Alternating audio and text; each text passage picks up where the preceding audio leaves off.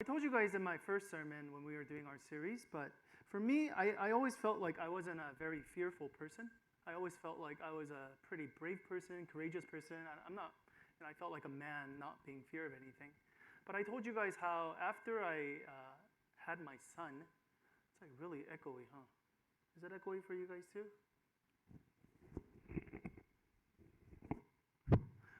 After I had my, okay, that doesn't help. Can you get Pastor in here to fix this? Yeah, after I had my son, I realized that it's not that I was like not courageous or things like that. It's just because before I had nothing really to lose. You know, I had nothing really precious that I think I loved. But now that I have my son, and now that I actually love something or somebody, now I have something to lose. And because of that, when I see news happening around us, there's a lot of new level of fear that I come across. Does that make sense? So we're talking about fear, and today's actually the last part of our series, Fear. But today I'm going to give you the ultimate formula. Okay? The formula is, if you want to fear less, you have to do this thing. Okay? So if you do this thing, then you're going to fear less. If you do more of this thing, you're going to fear less. But if you do less of this thing, you're going to actually fear more. Okay? So I'm sure all of you guys are curious about what this is. But I'm not going to give it to you guys. I want you guys to try to figure it out. So I'm going to show you a Bible verse today, and I want to show you a story. And after you read the story, I'm going to tell you what the formula is. You have to do this more if you want to fear less. So try to figure it out. Okay? This is from the book of Isaiah, chapter 6. In the year the king Uzziah died, I saw the Lord high and exalted, seated on a throne, and a train of his robe filled the temple. Above him were seraphims, each with 6 wings. 2 wings, they cover their faces, and 2 wings, they cover their feet. And with 2, they were flying. So we see a guy named Isaiah, and he's a prophet. And he seems like he has some kind of dream or some kind of vision. And what does he see? He sees God. Okay? He sees God, and he sees that his dress, his train, his robe goes all the way. It fills the whole temple up. Not only that, there's angels.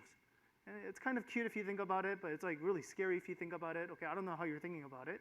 6 wings, 2 covering, and they're flying and flying and flying. So I want you to have this imagery in your mind. Continuing on. And they were calling to one another, the angels, okay, with the wings. They were calling to one another, "Holy, holy is the Lord Almighty. The whole earth is full of his glory." At the sound of their voices, the doorpost and the threshold shook, and the temple was filled with smoke. Okay, so it's a pretty terrifying scene if you think about it. Okay, can you imagine you're having a dream, you're having a vision, and you're coming in front of God. He's sitting there, the whole room is filled up, and there's like smoke, and things are shaking, and people are calling out, "Holy, holy, holy is the Lord." Okay, how would you react? Let's see how Isaiah reacts. Isaiah said, "Woe to me," Isaiah cried. "I am ruined, for I am a man of unclean lips, and I live among a people of unclean lips. And my eyes have seen the King, the Lord Almighty." Okay, so he says, "I'm ruined. I'm going to die. I have seen God. And I am nothing compared to God. I feel so unclean compared to God." Let's see what happens next. Then one of the seraphim, one of the angels with the 6 wings, they flew to me with a live coal in his hand, which he had taken with tongues from the altar. With it, he touched my mouth and said, "See, this has touched your lips. Your guilt is taken away, and your sin atoned for." Then I heard the voice of the Lord saying, "Whom shall I send? Who will go for us?" Basically, who will represent us? Who will be our servant? And then Isaiah says, "Here I am, send me." So do you guys kind of get a story of what's going on? Isaiah sees a vision of God, but terrifying vision of God. God is so grand that he says, oh my goodness, compared to you, I'm a sinner. I'm going to die. But angel comes and touches him and says, no, your sins are atoned for. And he says, I'm willing to go out and serve you now. Okay, so here's the formula. Did you guys get it? To fear less, you must. Anybody want to try? All right, let's try. Okay, just shout it out. Okay, Ellie, go for it. Put what? Coal on your face? That's pretty good. That's pretty good. That's actually a pretty good answer. Okay, so okay, not that though. Anyone else? To fear less, you must fear more. Kevin actually got really close. Okay, very good.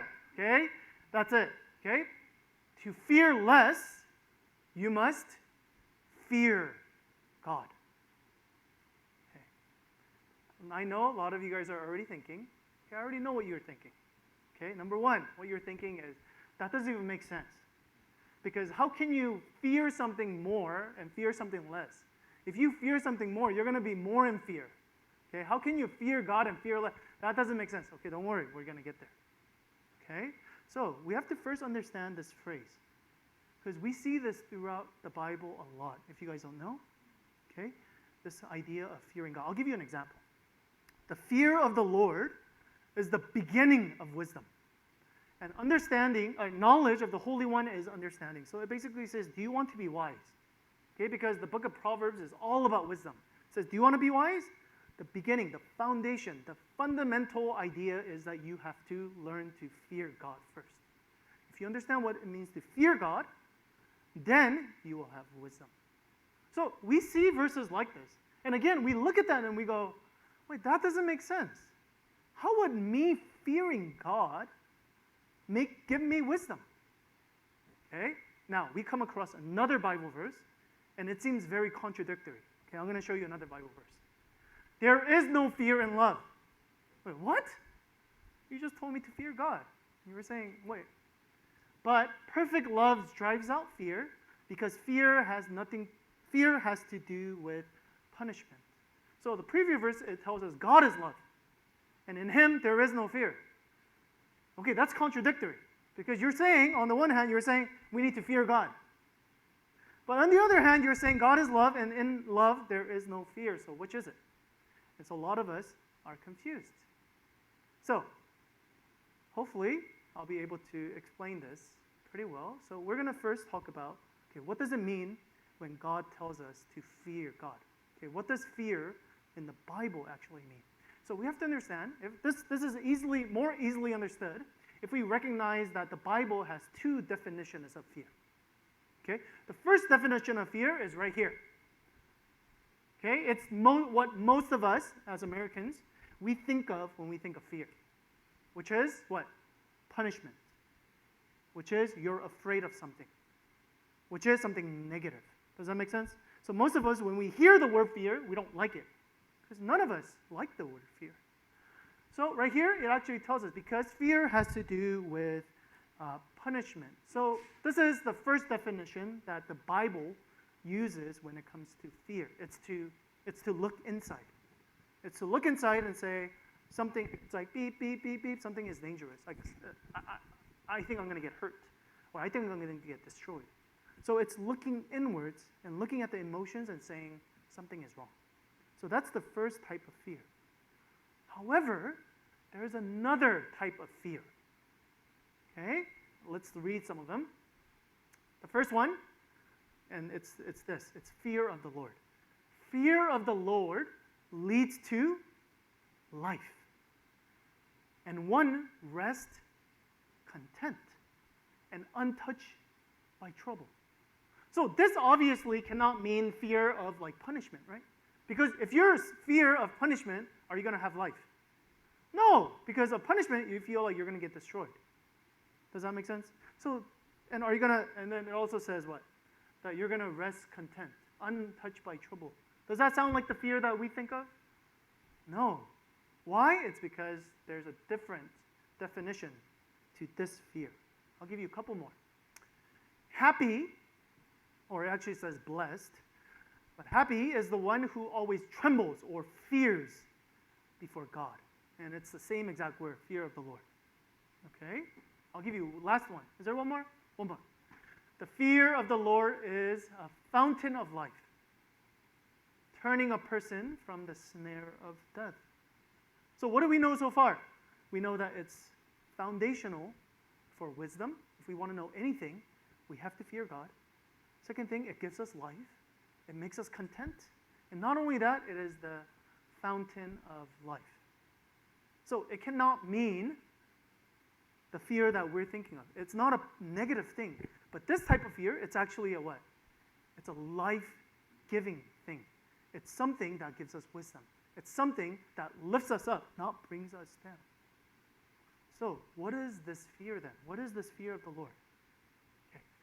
This definition of fear of the Lord is to look upon God and to have inner awe, okay, in the presence of God.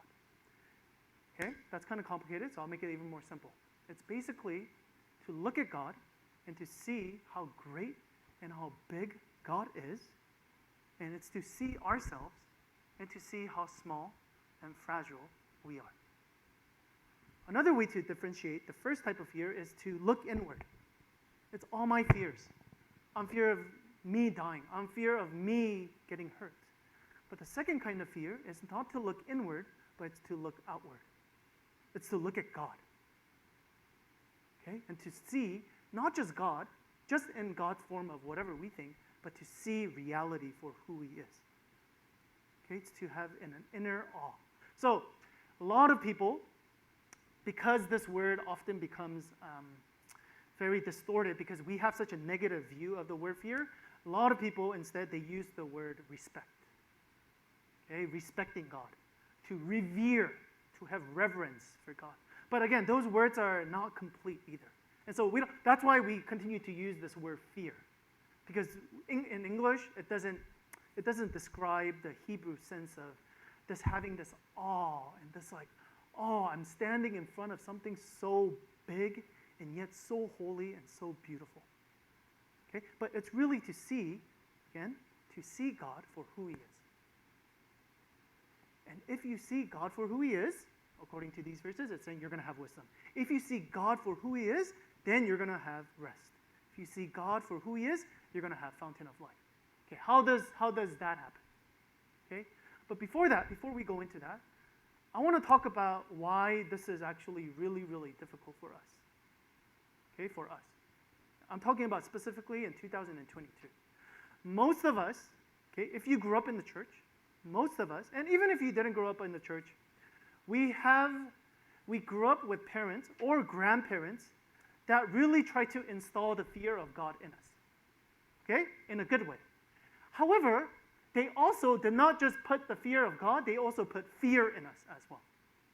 So what I mean by that is, a lot of us, when we come in presence of God, we were taught that God is this really, really, really, really scary God, and that He's looking over your shoulder, and He's saying, where are you making your mistakes? Okay? And if you make these mistakes, I'm going to come and point it out, and I'm going to kill you. Okay? We have this sense of God it's more of what we call the conservative, or we call it the traditional model of God.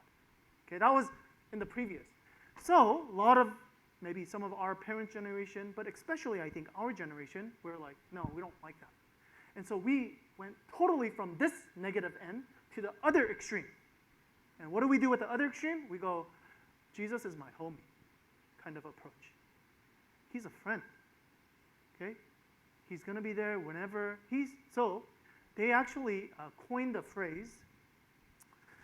So these couple of sociologists, basically they did a study. They're not religious people, but these sociologists basically had a religious study of American teenagers and what kind of concept they had of God.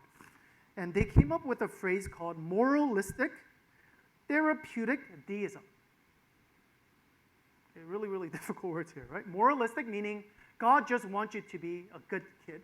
Number two, therapeutic meaning God wants you to be happy. Okay? Number three, deism meaning that God created you, but He doesn't really care about you that much. Okay? So it's basically, these sociologists are saying, before in the past, they had this very wrathful view of God, but now in 2022, okay, now we have a concept of God where we can control him, and he's just a genie for us to make us happy. Okay, and all we have to do is just be kind of good, and all of us are going to go to heaven. That kind of concept. So where we went from is we had this very, very, very, very high view of God, which is biblical. Okay, but we reacted from that, and we went totally to the other side, which is God is very close to us, which was also biblical, but we only used that aspect and said God is this small. Okay, so for a lot of us, okay, we're used to a God that's very, very small. What I mean by small is that when we need God, we can use him. Okay? We like that kind of God. But yet, if this small God tells us what to do, to obey, to believe in things because it's right or wrong, we go, no. You're a small little God. No, you're just supposed to help me when I need help. But when I don't need you, I'm going to put you back in my pocket, and you just stay there. You just stay there when I don't need you. Does that make sense? So now we have a God where we can control him, and he has become this small. But what's the problem? The problem is that because our concept of God is so small, what happens when there's fears in our lives? This small God cannot deal with the fears. Does that make sense?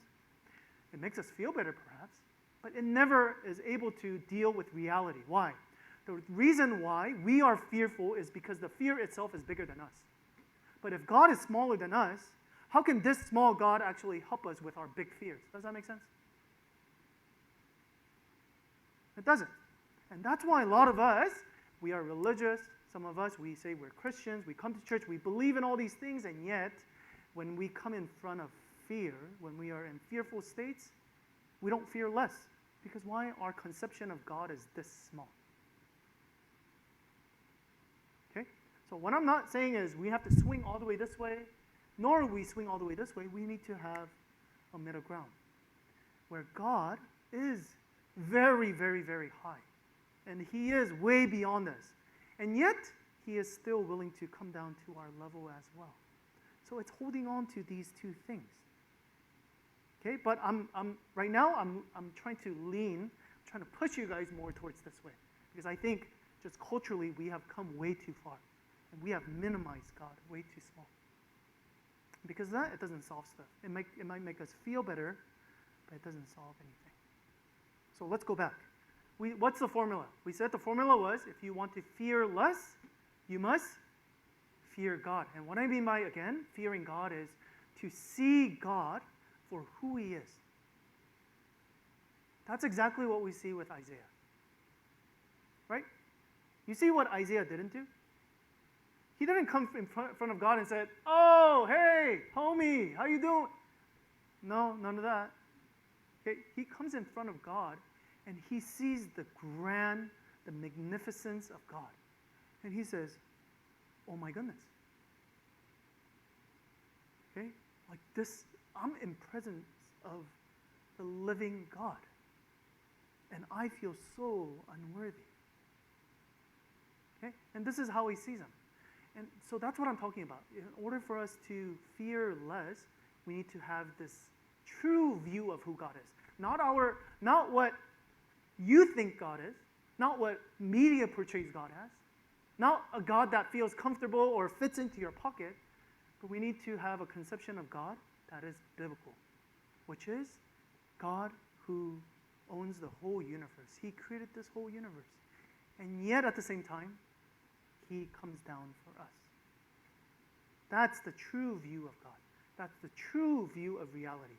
And that's what it means to fear God. Now, okay. Fear God, so that's the formula, okay? I said, you have fear, and fear of God. If you fear God, you're going to fear less. Okay, how does this formula work? I'm going to give you this, I'll give you an example first. I told you guys, our fear is about what? Looking inwards, right? The first type of fear is looking inwards. And then fearing God is to look outwards, yeah? I talked to you guys about that, right? So, if you actually fear God, if you are focusing on God, then what's going to happen? You're going to focus less on yourself. Okay, I'm going to give you an example of this. When I was coming to Texas last year, I passed by the most beautiful place ever, and that place was called, so again, looking at self, and then fear of God, looking at God. Okay, so I went to a place called Horseshoe Bend. Now, you guys know, social media, advance of social media, you guys have been to places, and the picture looks amazing. And you go there, and you're like, what's going on, okay? But this place, let me tell you, amazing. Okay, amazing. I hope every single one of you get to go here, okay? Like, the picture doesn't even do justice, I feel like. Okay, so we got there pretty late because we were just swinging by because we're trying to get to Texas as soon as possible. And so we're just going to pass this place by. But we were like, okay, let's go there. But it was 10 minutes before the sun was going to set. So the park was still open, but we wanted to see the sun going down, right? The sunset. So we got there, and the place from parking lot to this canyon itself, it's like a 20-minute walk. So we booked it. Okay, we ran. But while I was running, I was thinking, oh man, I forgot I have to go to the restroom. Okay? Because I was holding it. But I didn't have time. So I was like, but I want to see the sunset. So I just ran. I just kept running. Okay? I ran, and I got there. Oh my goodness. Amazing. Okay?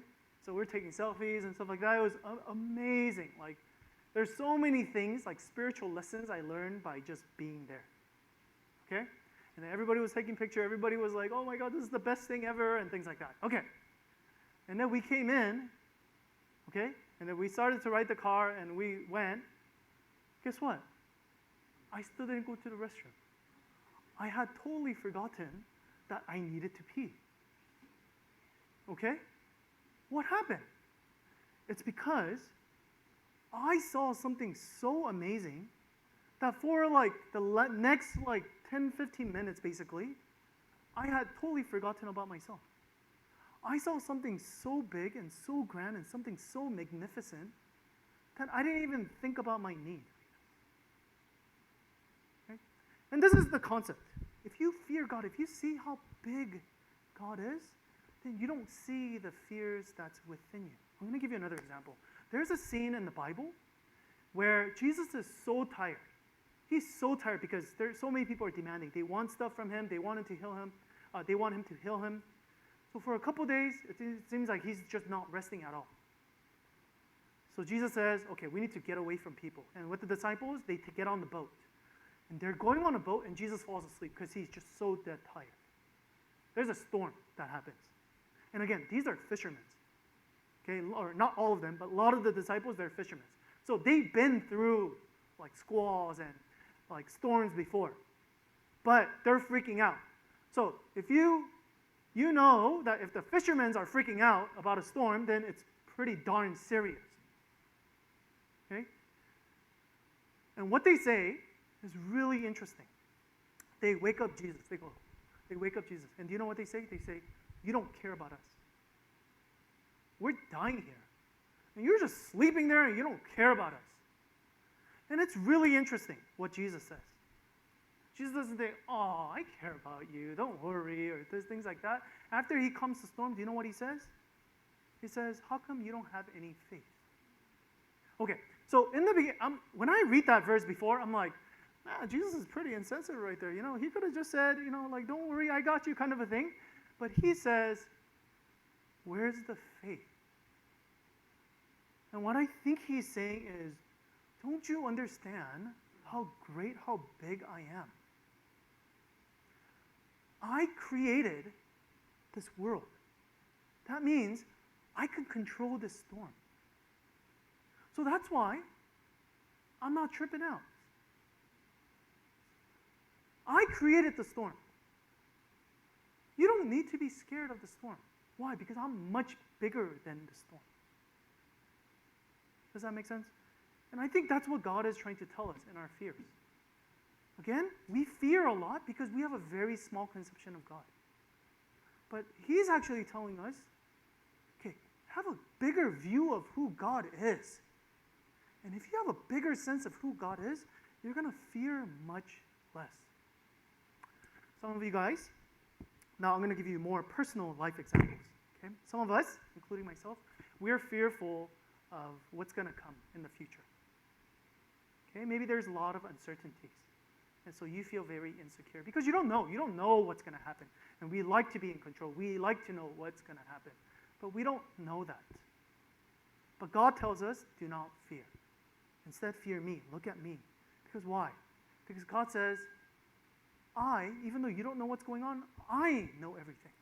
I know from the beginning to the end. And guess what? I'm on your side. So why are you so scared? Again, if you have a big view of God, then you have security. There are some of you guys, because of fear of what other people think or what other people say, it changes, and including myself, it changes the way we behave. And some criticisms, some remarks that people say, it destroys us. Maybe a person we respect or person that we love very much says something really nasty, and it totally destroys our identity and destroys us. But God, again, is this big. And He says, I created you. And I am on your side. I've given you a name. Okay? And that means, even though people criticize you, yeah, it hurts, but it shouldn't destroy you. Why? Because if you have a big concept of who God is, and that God knows all your flaws, He knows all your sins, He knows all your addiction, all your brokenness, all your mistakes, and yet this big God, instead of just punishing you, He comes down and instead He dies for you instead. He still comes towards you. Then you go, wow, I have nothing to fear for. Wow, I have this unlasting love, unending love that nothing else can shake. Again, you have to have, in order for that to happen, you need to have a big view of who God is. If you have a small view of God, of course this God's supposed to love me. Of course this God's supposed to make me feel better. Why? Because I control this God. But we have a wild, amazing, magnificent, big God who chooses to come down and die for us. That's a totally different story altogether. That changes our fears. Again, let's go back to our phrase. To fear less, you must fear God. You must have a grand view of who God is. So whatever your fears are, a lot of us, we live in a very fearful world, and so there's a lot of different fears. Okay? If you put that against your small God, it's never going to work. But put this fear against a grand, big God, but not only that kind of love, but He actually loves you too. Wow. And that God, that fear, you're going to forget that fear. So as we go into time of reflection, may we reflect upon the grandness of God and yet His great love for us as well. Let's go into time of reflection.